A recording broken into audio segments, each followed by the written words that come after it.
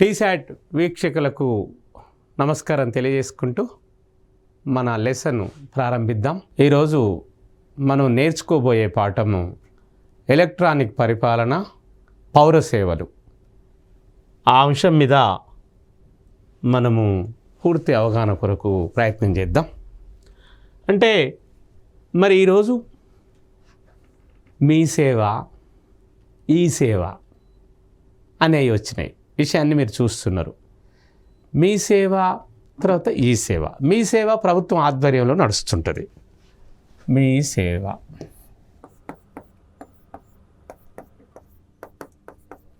తర్వాత ఈ సేవ అంటే పరిపాలనను, గవర్నెన్స్ను, పరిపాలనను ప్రజల దగ్గరికి తీసుకుపోవడానికి మారుతున్న కాలమాన పరిస్థితులకు అనుగుణంగా ఎలక్ట్రానిక్ అంశాన్ని ఇందులో ప్రవేశపెట్టారు. ఎందుకు జాప్యం అవుతుంది పరిపాలనలో? ప్రభుత్వం తీసుకున్న స్కీమ్స్ ప్రజలకు అందాలంటే మాన్యువల్గా మానవ సిబ్బందితో చేస్తే చాలా ఆలస్యం అవుతుంది. అందుకని ఇప్పుడు ఏం చేసిండ్రు, ఇంకా ప్రజలకు త్వరితగతిన పాలనా ప్రతిఫలాలు అందాలి కాబట్టి ఎలక్ట్రానిక్ సర్వీసెస్. అంటే మరి ఈరోజు ఎలక్ట్రానిక్ అంటే మనం చూస్తున్నాం. ఎలక్ట్రానిక్ అంటే బ్యాటరీ ద్వారా మరి ఏ విధంగా ముందుకు పోతుందో. ఎలక్ట్రిక్ అంటే కరెంటు, విద్యుత్ శక్తి. ఎలక్ట్రానిక్ అంటే బ్యాటరీ. మనం ముఖ్యంగా చెప్పుకోదలుచుకుంటే మీ సేవ ఉంది, ఈ సేవ ఉంది. ఇలాంటి ఈ సేవ, మీ సేవ కేంద్రాలను ఏర్పాటు చేసి మండల హెడ్ క్వార్టర్ పరిధిలో, జిల్లా హెడ్ క్వార్టర్ పరిధిలో, ఈరోజు గ్రామంలో కూడా ఇప్పుడు ఒక లైను వేస్తున్నారు. అంటే ఒక రకమైనటువంటి గ్రామానికి ఢిల్లీ నుంచి గల్లీకి ప్రభుత్వాలు చేసే పథకాలు, ఆ పథకాల వివరాలు చాలా వేగవంతంగా ప్రజలకు చేరుకోవాలనే ఒక ఉద్దేశంతో ఈ సేవ, మీ సేవ అనే పథకాలను తీసుకొచ్చారు. దాంట్లో మరి ఈ ఎలక్ట్రానిక్ పరిపాలనలో సివిల్ సర్వీసెస్, సివిల్ అంటే పౌరుడు, సివిక్.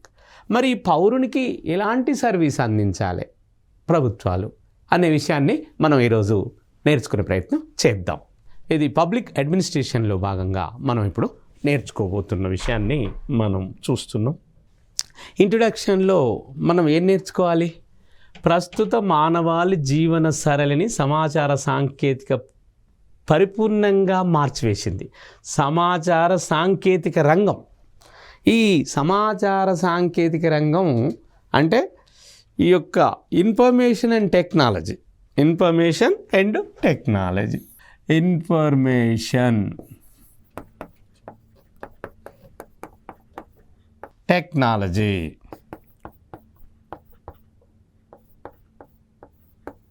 అంటే సమాచార సాంకేతిక రంగంలో వేగవంతంగా వస్తున్నటువంటి ఏవైతే మార్పులు ఉన్నాయో ఆ మార్పులను మనము ఈ ఎలక్ట్రానిక్ రంగంలో వస్తున్నటువంటి ఈ మార్పులను సమాచార రంగంలో ఉపయోగించుకొని సమాచారాన్ని అంటే ఇన్ఫర్మేషన్ను చాలా త్వరితగతిన వేగవంతంగా లబ్ధిదారులైన ప్రజలకు చేరవేస్తున్నారు. మరి అలా త్వరితగతిన అందితే మనం చూస్తున్నాం. ఈరోజు bullet train, semi high speed ట్రైన్ను నరేంద్ర మోడీ గారి ప్రభుత్వము ప్రవేశపెట్టింది. NDA, national democratic alliance, Narendra Modi గారి నాయకత్వంలో పనిచేస్తున్న ఎన్డీఏ గవర్నమెంట్ అంటే నేషనల్ డెమోక్రటిక్ అలయన్స్, జాతీయ ప్రజాస్వామ్య కూటమి.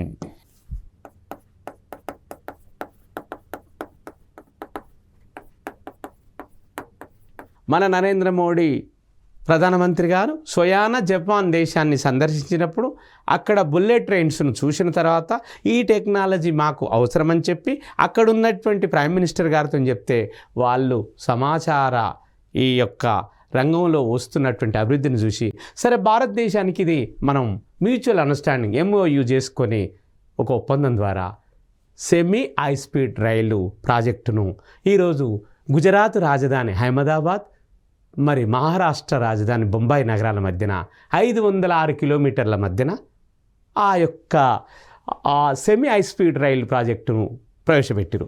అలానే ఇప్పుడు వందే భారత్ రైలు చూస్తున్నాం, చాలా స్పీడు. మన ట్రైన్స్ ఏమో గంటకు కామన్గా 60 నుంచి 80 అది పోతే, ఇంకా కొన్ని మరి శతాబ్ది ఎక్స్ప్రెస్ అనేది 100 కిలోమీటర్లు పర్ గంటకు. అయితే ఇదెంత పోతుంది? 220 కిలోమీటర్లు. మరి ఇంకా ఇది బుల్లెట్ ట్రైన్ వస్తే గంటకు 330 కిలోమీటర్లు, 320 కిలోమీటర్లు పోతుంది.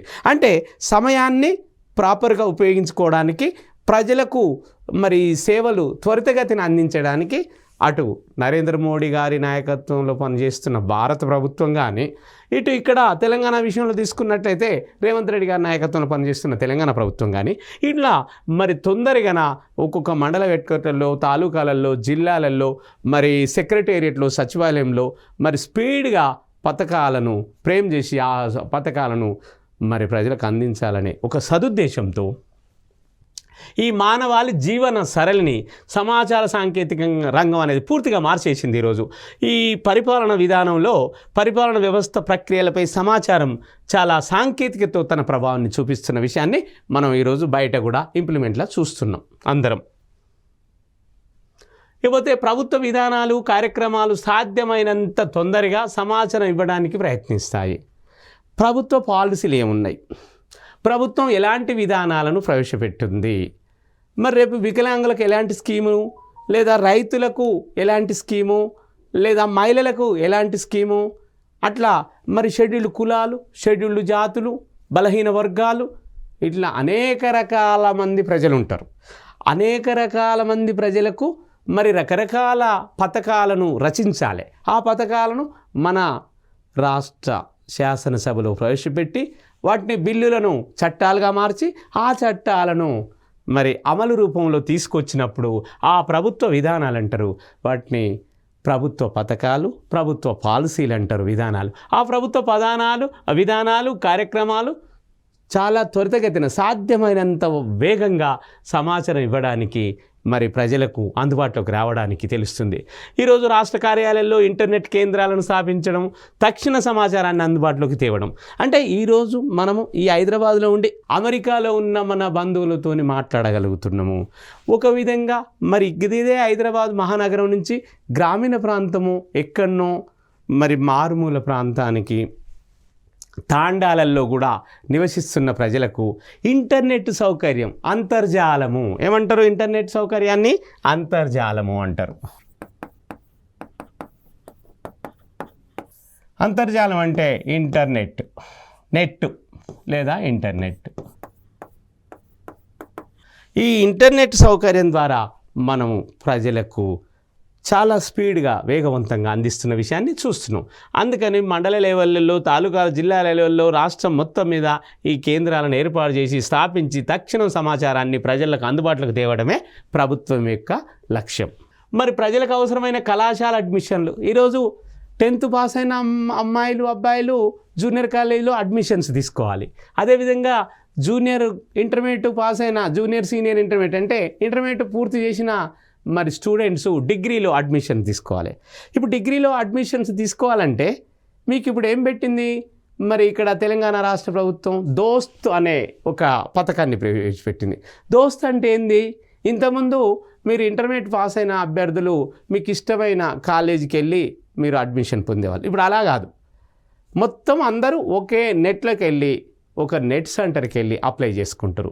అప్లై చేసుకోవడానికి ప్రభుత్వం ప్రవేశపెట్టిన స్కీమ్ పేరే, అంటే ఇక్కడ ఉన్నత విద్యా మండలి తెలంగాణ ప్రభుత్వం వాళ్ళు, higher education council of higher education వాళ్ళు ఒక ఉన్నత విద్యా మండలి అనే దాన్ని తెలుగులో మనం చెప్పుకుంటాం.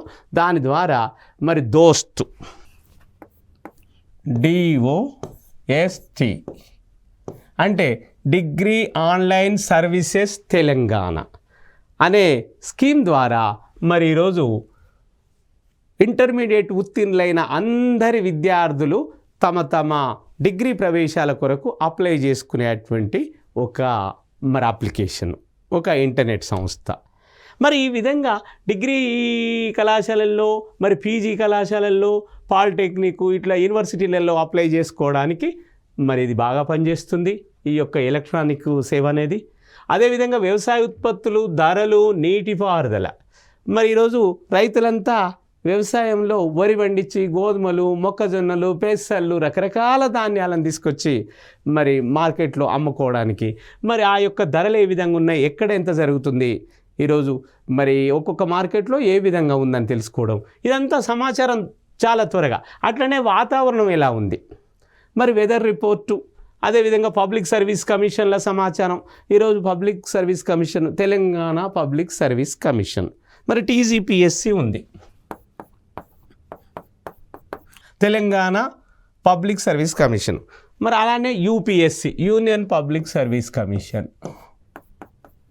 ఈ విధంగా ఇంకా ఎన్నో మరి అంశాలు ఉన్నాయి.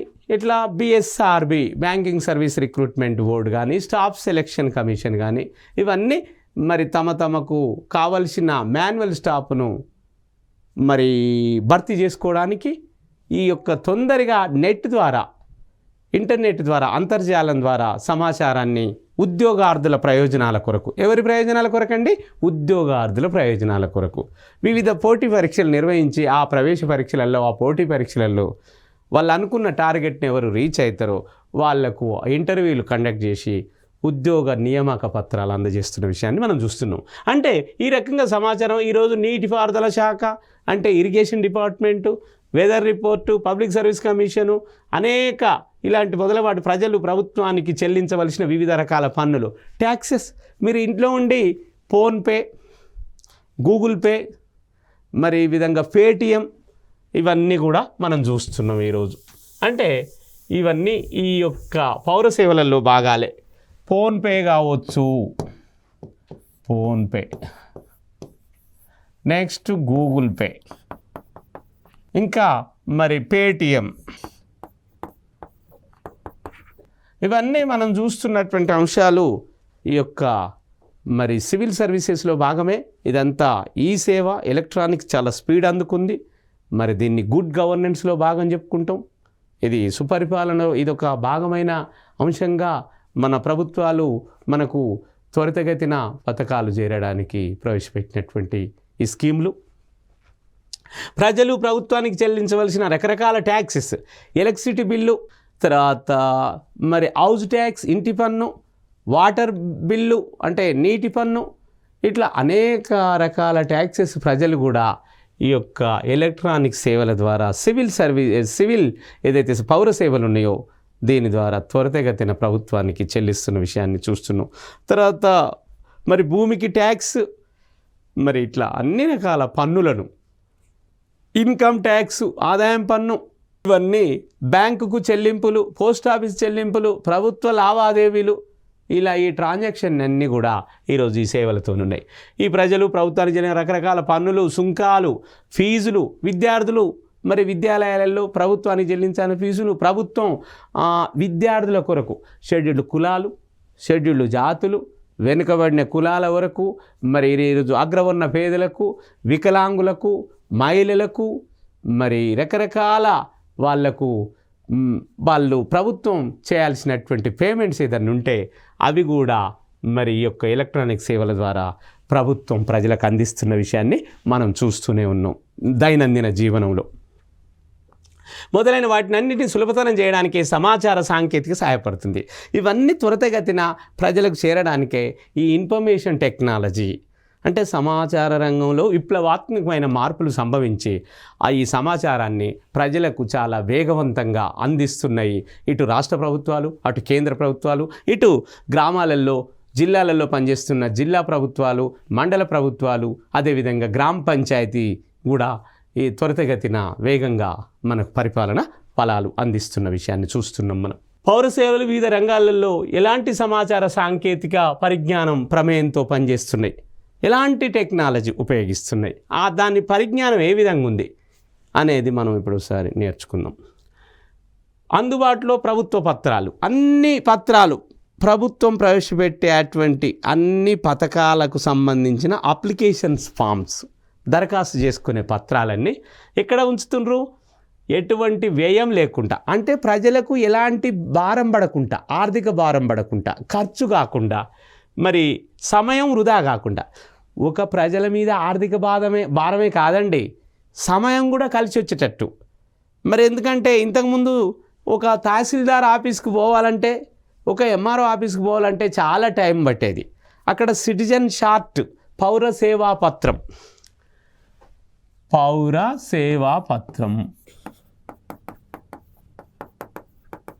అంటే సిటిజన్ షార్ట్ మరి ఇది ప్రవేశపెట్టి మండల స్థాయిలో, జిల్లా స్థాయిలలో ప్రజలకున్న గ్రీవియన్సెస్, ప్రజలకు కావాల్సిన అంశాల మీద మరి ఎటువంటి వ్యయం లేకుండా, అంటే ఎలాంటి ఆర్థిక భారం ఖర్చు లేకుండా, ప్రజలకు సమయం కూడా వృధా కాకుండా, టైం వేస్ట్ లేకుండా మరి ఇలాంటివన్నీ ఇంటర్నెట్ ద్వారా, దేని ద్వారా? ఇంటర్నెట్ ద్వారా ప్రజలకు కావలసిన సమాచారాన్ని, ఇన్ఫర్మేషన్ను సులభంగా పొందగలుగుతున్నారు. అంటే ఈ యొక్క సమాచార రంగంలో ప్రవేశించిన సాంకేతిక విప్లవాల మూలంగా, అంటే టెక్నాలజీలో వచ్చినటువంటి ఒక నూతన మార్పుల ద్వారానే ప్రజలు త్వరితగతిన ప్రభుత్వం పథకాల గురించి లేదా ప్రజల ఇబ్బందుల గురించి ప్రభుత్వానికి మరి సమాచారం మీడియా ద్వారా, ఇంటర్నెట్ ద్వారా మనం పొందుతున్న విషయాన్ని మనం చూస్తూనే ఉన్నాం ప్రతిరోజు. అధికారిక ప్రకటనలు, సమాచార ప్రసార సాంకేతిక పరిజ్ఞానం ద్వారా ప్రజలు తమకు కావాల్సిన భూమి పట్టాలు, మరి పట్టాదారు పాస్ పుస్తకాలు, రిజిస్ట్రేషన్ పత్రాలు, భూమి కోసం కొనుగోలు, అమ్మకపు పత్రాలు, జనన మరణ ధృవీకరణ పత్రాలు, అంటే బర్త్ సర్టిఫికేట్సు, అదేవిధంగా డెత్ సర్టిఫికెట్లు. ఈరోజు బర్త్ సర్టిఫికేట్,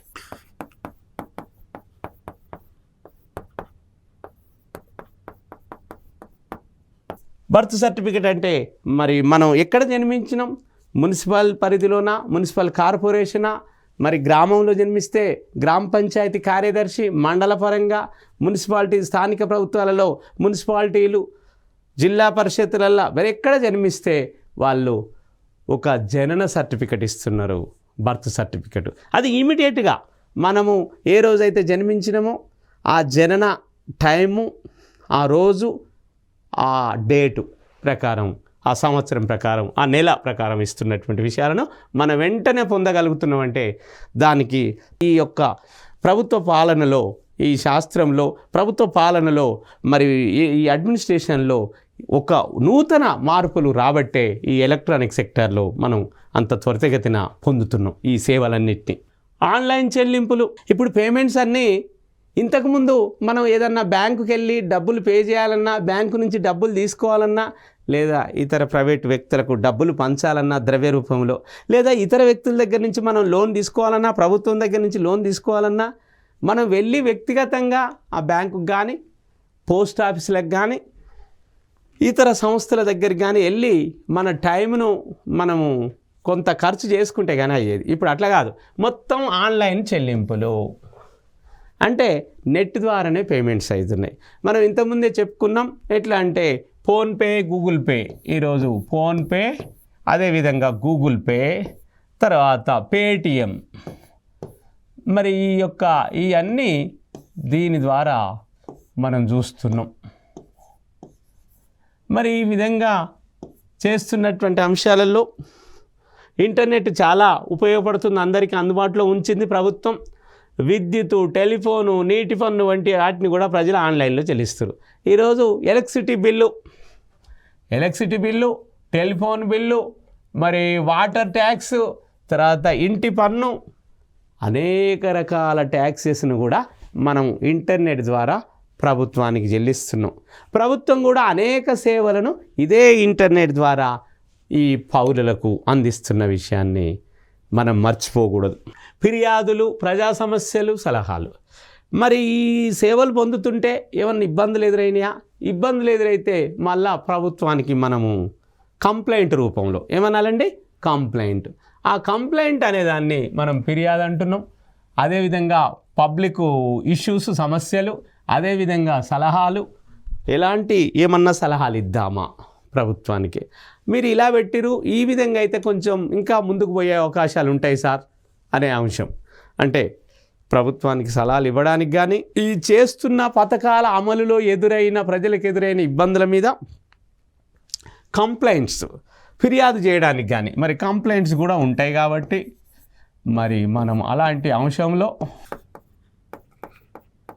ఈ కంప్లైంట్స్ మరి ఇట్లాంటి ఏమన్నా ఫిర్యాదులున్నా, కంప్లైంట్స్ అయినా, మళ్ళీ లేకపోతే వాటికి పరిష్కారం పొందడం కానీ, మనం ఇచ్చినటువంటి ఫిర్యాదులకు ఎలా మళ్ళీ దాన్ని మనం సెటిల్మెంట్ చేసుకోవాలి, అంటే అవి ఏ విధంగా సెటిల్ చేసుకోవాలి, పరిష్కరించుకోవాలి, ఇలాంటివన్నీ ఆన్లైన్లో పొందుతూనే ఈరోజు ప్రభుత్వానికి సంబంధించిన అనేక విధానాలు, ప్రభుత్వం ప్రవేశపెట్టే అనేక పథకాలు, అనేక పాలసీసు, పథకాలకు సంబంధించినవి, ప్రభుత్వ విధానాలకు సంబంధించినవి, ప్రతిస్పందనలు, ప్రజల నుంచి ఏ విధమైనటువంటి రెస్పాన్స్ వస్తుంది, ఫీడ్బ్యాక్ అంటాం. ఏమంటాం దాన్ని? ఫీడ్బ్యాక్.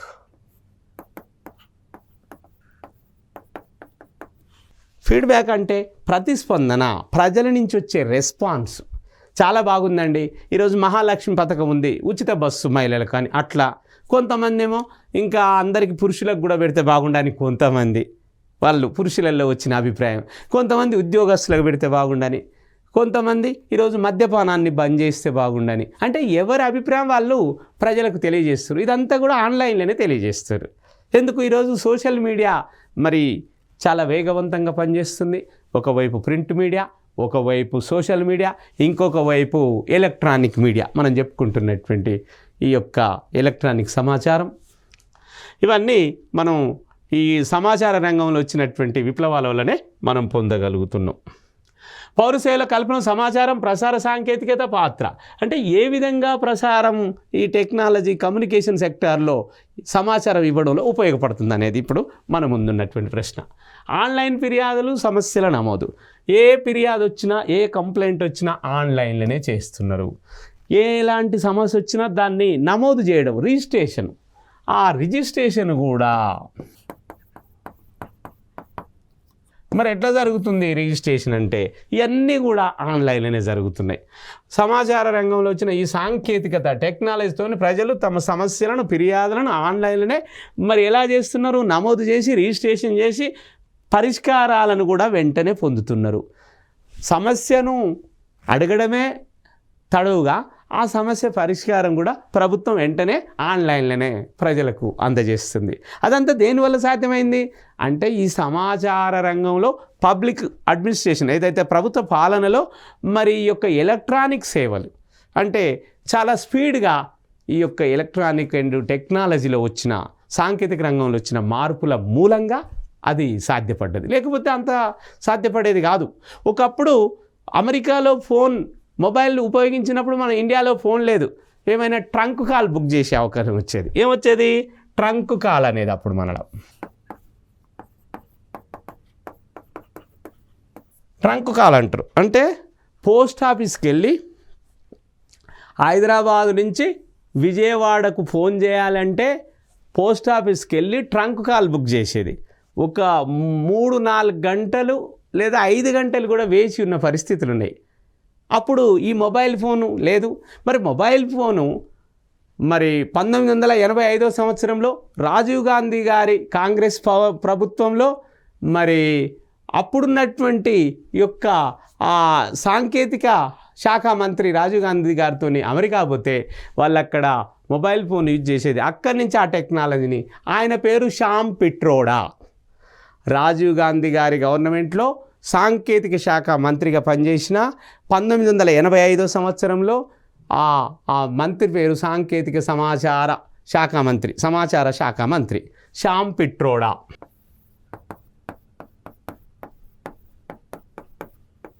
మరి ఈ శ్యామ్ పిట్రోడా అనేట ఆయనే అప్పుడు 1985 సంవత్సరంలో రాజీవ్ గాంధీ గవర్నమెంట్లో తీసుకొచ్చినటువంటి మార్పు యూరోప్లో కానీ ఉత్తర అమెరికాలోని యుఎస్ఏలో కానీ వచ్చినటువంటి ఈ యొక్క మొబైల్ ఫోను ఈ యొక్క మరి అప్పుడు టెలిఫోన్ బూతులు ఏర్పాటు చేసి ఓ పచ్చ డబ్బాలల్లో మాట్లాడుతుంటే అలాంటి టెక్నాలజీని ఇక్కడ మనం అమెరికాకు మనము మ్యూచువల్ ఎక్స్చేంజ్ చేసుకోవడం జరిగింది. మరి ఈ విధంగా సమస్యలు అన్ని అభిప్రాయాలు కూడా ఈ యొక్క టెక్నాలజీ ద్వారా మనము పొందవచ్చు, తెలియపరచవచ్చు. వివిధ విభాగాలు, అధికారులు తమకు వచ్చిన సమస్యలను పరిష్కరించుకొని తక్షణ సమస్యలను పరిష్కరించి ఇమీడియట్ యాక్షన్స్ కూడా ఎమ్మటే చేపట్టడంతో పాటు ప్రజలు కూడా తమ ఫిర్యాదులను మరి ఈరోజు ఏ స్థాయిలో ఇస్తున్నారో మనం ఒకవైపు తెలుసుకుంటూనే ఉన్నాం. ప్రజలు వెంటనే కంప్లైంట్స్, ప్రజలు కూడా తమకు ఎదురవుతున్న ఇబ్బందుల మీద, సమస్యల మీద ఫిర్యాదులను, కంప్లైంట్స్ ఏ విధంగా ఇస్తున్నారో మనమంతా ఈ డైలీ లైఫ్లో చూస్తున్నాం. మరి ఇదన్నీ ఈ ఎలక్ట్రానిక్ రంగంలో ప్రభుత్వ పాలనలో వచ్చినటువంటి ఒక నూతన మార్పులు. ఈ మార్పులను ఆహ్వానిస్తూ ప్రజలు సమయాన్ని ఆదా చేసుకుంటారు. అదేవిధంగా ఆర్థిక భారం పడకుండా ప్రజల మీద జరుగుతుంది. ఇదంతా ఎవరు ప్రవేశపెట్టారు? ప్రభుత్వం. అటు యూనియన్ గవర్నమెంట్, ఇటు స్టేట్ గవర్నమెంట్, అటు కేంద్ర ప్రభుత్వం, ఇటు రాష్ట్ర ప్రభుత్వం, మళ్ళీ మనం స్థానిక ప్రభుత్వాలు అంటే లోకల్ గవర్నమెంట్స్, జిల్లా పాలన, మండల పాలన, గ్రామ పంచాయతీ, ఈ విధంగా మున్సిపాలిటీలు, కార్పొరేషన్లు. మరి ఆన్లైన్లో దరఖాస్తుల రిజిస్ట్రేషను, మరి ఆన్లైన్లోనే అప్లికేషన్స్ను రిజిస్ట్రేషన్ చేసుకుంటున్నాం. తమకు కావాల్సిన దరఖాస్తులు పొందుతున్నాం, అప్లికేషన్స్ను రిసీవ్ చేసుకుంటున్నాం, అప్లికేషన్స్ను సబ్మిట్ చేస్తున్నాం. అంటే దరఖాస్తులు పొందడం, దరఖాస్తులను మళ్ళీ ప్రభుత్వానికి సబ్మిట్ చేయడం, ఇవన్నీ కూడా జరుగుతున్నాయి. తిరిగి దాఖలు చేయడం అంటే మన ప్రభుత్వానికి సబ్మిట్ చేయడం, ఎలాంటి అడ్డంకులు లేకుండా, అంటే ప్రజలకు ఎలాంటి ఇబ్బందులు లేకుండా సులభంగా పొందవచ్చు. ప్రజలకు ఇబ్బందులు లేకుండా సులభంగా పొందే విధానం ఈ యొక్క పౌర సేవల ద్వారా ప్రభుత్వ పాలనలో ప్రజలందరూ చాలా ఈజీగా పొందుతున్నటువంటి విషయాన్ని మనం నేర్చుకుంటున్నాం ఈరోజు. మరి ఉదాహరణకు స్వయం ఉపాధి అంటే self employment. For example self employment తీసుకోండి, లేదా పెన్షన్స్. ఎవరైతే ప్రభుత్వ ఉద్యోగులుగా రిటైర్మెంట్ తీసుకున్నారో, మరి ఆ ప్రభుత్వ ఉద్యోగులుగా పదవి విరమణ పొందిన తర్వాత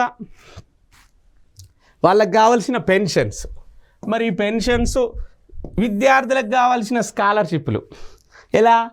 social welfare department, minority welfare department, తర్వాత ట్రైబల్ వెల్ఫేర్ డిపార్ట్మెంటు, తర్వాత ఇవన్నీ social welfare, tribal welfare, minority welfare, ఈ యొక్క మరి ఇవన్నీ ప్రజల సంక్షేమం కొరకు, విద్యార్థుల సంక్షేమం కొరకు, ఆర్థికంగా వెనుకబడ్డ ప్రజల కొరకు, ఆ విద్యార్థుల కొరకు అనేక రకాల స్కాలర్షిప్లను ప్రభుత్వము డబ్బుల రూపంలో శాంక్షన్ చేసి ఆ పిల్లల చదువులకు, మళ్ళీ ఉన్నత చదువులకు, ఇప్పుడు చదువుతున్న చదువులకు ప్రభుత్వం జారీ చేస్తుంది. ఇవన్నీ కూడా ఆన్లైన్లో మనం పొందుతున్నాం. మరి ఇలాంటి సేవలన్నీ మనం పొందుతున్న విషయాన్ని మనం మరవకూడదు. ఇదంతా ప్రభుత్వమే. ఎవరు చేస్తున్నారు? ప్రభుత్వం చేస్తుంది. ప్రభుత్వ పాలనలో ఇదంతా భాగం. మరి ఆన్లైన్లో పత్రాలు పొందడం తన దైనందిన జీవితంలో, డైలీ లైఫ్లో, నేను అప్పటి నుంచి అదే చెప్తున్నా మీకు, ప్రజలు తమ దైనందిన జీవితంలో అంటే డైలీ లైఫ్లో ప్రభుత్వం నుంచి జనన మరణ పత్రాలు, కుల ధృవీకరణ పత్రాలు, క్యాస్ట్ సర్టిఫికెట్లు, డెత్ సర్టిఫికెటు, తర్వాత బర్త్ సర్టిఫికెటు, ఇట్లా స్థానిక హోదా అంటే local area certificate, local area, birth certificate, death certificate, caste certificate, ఇట్లా విద్యార్థులకు కావాల్సినవి, ప్రజలకు కావాల్సినవి, ఉద్యోగస్తులకు కావాల్సినవి, సర్వీస్ బుక్కులు, ఇట్లా అనేక రకాల వాళ్ళ యొక్క ఏది ఉన్నా ప్రభుత్వం నుంచే పొందుతున్నటువంటి అవసరాన్ని మనం చూస్తున్నాం ఈ పత్రాలు పొందడం. ఇకపోతే ఆసుపత్రులకు వెళ్ళడం, హాస్పిటల్స్కి ముందు పోయి అక్కడ నమోదు చేయడం, జనన మరణ సమాచారాన్ని మనం ఇవ్వడం, వాళ్ళ కాంచి పత్రాలు పొందడం, ఇవన్నీ స్థానిక సంస్థలలో ఆన్లైన్ ద్వారా అంటే లోకల్ ఇన్స్టిట్యూషన్స్, మరి మీ సేవ, ఈ సేవ ప్రభుత్వ సంస్థల ద్వారా మనం పొందుతున్నాం. మరి ఇవన్నీ పొందుతున్న ద్వారా ప్రజలకు కావాల్సిన దృక్పథం వెంటనే ఎటువంటి జాప్యం లేకుండా, ఎలాంటి ఆలస్యం లేకుండా ఒక ప్రభుత్వ శాఖ వ్యక్తిగతంగా కలిసి ఆ అధికారి ప్రవర్తనను మనము బాధపడడం కంటే, లేదా లంచాలు ఇవ్వడం తప్పింది, అవినీతికి ఆస్కారం లేకుండా, అంటే ఎలాంటి కరప్షన్ లేకుండా, ఎలాంటి లంచాలు లేవు, కరప్షన్ లేదు, మరి ఇంకా అవినీతికి తావు లేకుండా, అధికారులు మన మీద కోప్పడడానికి వీల్లేదు. మనం వాళ్ళని వ్యక్తిగతంగా కలుస్తలేం కదా, అన్నీ ఆన్లైన్లోనే చేసుకుంటున్నాం కదా. ఇంతకు పూర్వం ఈ ఆన్లైన్ లేకముందు ఎట్లుంటే మనం ఆఫీస్కి వెళ్ళి ఆ అధికారులను వ్యక్తిగతంగా కలవాల్సి వచ్చేది. ఇప్పుడు అవసరం లేకుండానే ఎలాంటి లంచాలకు తావు లేకుండా, ప్రభుత్వము ఎలాంటి అభ్యంతరాలు లేకుండా ఈ సేవలు అందిస్తున్న విషయాన్ని మనం చూస్తున్నాం. మరి ఆన్లైన్లో భవన నిర్మాణ ప్రాణం, ఒక భవనం నిర్మించాలంటే దానికి కావాల్సిన ప్రణాళికలు, మరి దానికి కావాల్సిన మున్సిపల్ కార్పొరేషన్ అధికారుల యొక్క భవన నిర్మాణ ప్లానింగులు, ప్రణాళికలు, ప్లాట్లను విభజించడం, తర్వాత నిర్మాణాల క్రమబద్ధీకరణ, అనేక వాటిని త్వరితగతిన చాలా వేగంగా మరి పొందడం కూడా మనం చూస్తున్న విషయాన్ని ఇక్కడ నేర్చుకుంటున్నాం. భూమి పట్టాల పంపిణీ, మరి ఏదైతే భూమి పట్టాలు ఉన్నాయో అవి కూడా ప్రజలకు త్వరితగతిన మన రైతు పట్టాదార పాస్ పుస్తకాల పంపిణీ కూడా మనం చూస్తున్న విషయాన్ని, ఎక్కడ ఏ భూమి ఏ ప్రాంతంలో ఉంది. అందుకనే ధరణి, ఇప్పుడు ధరిత్రి, రకరకాల ప్రభుత్వాలు మారినప్పుడు పథకాల పేర్లు కూడా మారుతాయి. అది గమనించుకొని ప్రజలకు మరి ప్రభుత్వాలు సేవ చేస్తున్నాయి. కాబట్టి ఇలా భూమి యొక్క సరిహద్దులు, బౌండరీసు, దాని స్థాయి, అది బంజర భూమా లేకపోతే తరినా, మాగానినా, మెట్టన, ఇలాంటి అన్నీ, మరి నీటిపారుదల సౌకర్యం ఏ విధంగా ఉంది, ట్యాంక్స్, చెరువుల, కాలువల, బావుల, మరి ఇలాంటి ఆ అవకాశాలు, ఆ భూమిలో పండే పంటలేంది, ఆ పంటల యొక్క మరి ధరలేంది, ఇలాంటి అన్నిటికి సంబంధించినటువంటి విషయాలను మనం ఇక్కడ చేస్తున్నాం. ఇవన్నీ ఆన్లైన్లో చెల్లింపుల ద్వారా మనం చేస్తున్న విషయాన్ని నేర్చుకుంటున్నాం. కాబట్టి ఈ విధంగా మనము పబ్లిక్ అడ్మినిస్ట్రేషన్లో భాగంగా, ప్రభుత్వ పాలనలో భాగంగా ఈరోజు పౌర సేవలు ఎలా పొందుతున్నాం, ఇంకా ముందు రోజులలో ఇంకా ఎలాంటి ఈ సమాచార రంగంలో ఎలాంటి టెక్నాలజీ ప్రవేశిస్తుందో, ఇంకా ఎలా డిజిటల్, మీరంతా చూస్తున్నారు డిజిటల్ చెల్లింపులు వచ్చినాయి, ఇవన్నీ వస్తున్నాయి. కాబట్టి వీటినన్నింటినీ గమనించి ప్రభుత్వం అందిస్తున్న ఈ సేవలను ఉపయోగించుకొని మరి ఈ యొక్క తెలంగాణ ప్రభుత్వంలో వరల్డ్ వైజ్గా, ఇది శాటిలైట్ కాబట్టి ఉపగ్రహం ద్వారా కాబట్టి క్లాసులు వరల్డ్ వైజ్గా ఉన్న తెలుగు ఇతర భాషల పిల్లలు ఈ యొక్క మరి ఉద్యోగార్థులు వివిధ పోటీ పరీక్షలలో తమ యొక్క ప్రతిభను ప్రదర్శించి ఉద్యోగార్థులుగా మరి నిలబడాలని ఈరోజు టీశాట్ మిమ్మల్ని కోరుకొని మీకు ఆ యొక్క అవకాశాన్ని ఇస్తున్నందుకు దానికి కృతజ్ఞత తెలియజేసుకుంటూ తర్వాత క్లాసులో మనందరం కలుసుకుందాం.